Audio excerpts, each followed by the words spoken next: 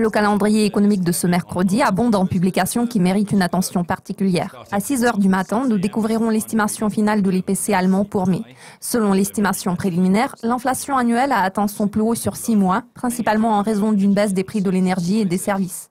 Le rapport britannique sur l'emploi couvrant le mois de mai suit à 8h30. Le rapport d'avril est apparu plus fort que prévu car le taux de chômage a reculé parallèlement à une accélération de l'emploi.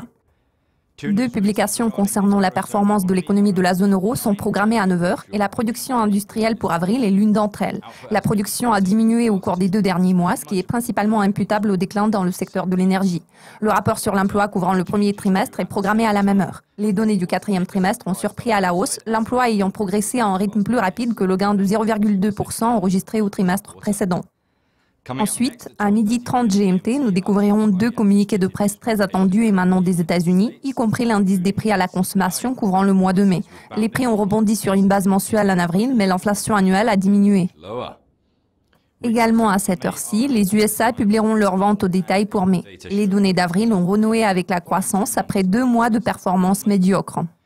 Nous découvrirons les stocks des entreprises américaines pour avril à 14h. Les stocks ont progressé à un rythme stable de 2% au cours des 2 derniers mois.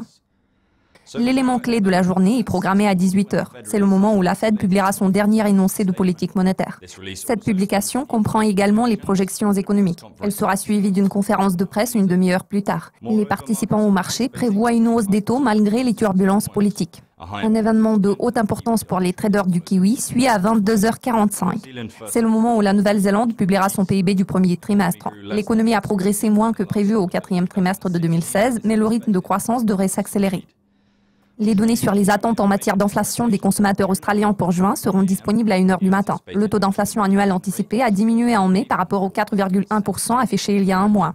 Le rapport australien sur l'emploi pour mai conclut ce calendrier à 1h30 du matin. Le rapport d'avril est apparu quelque peu mitigé, le taux d'emploi global ayant augmenté parallèlement à une baisse d'emploi à temps plein.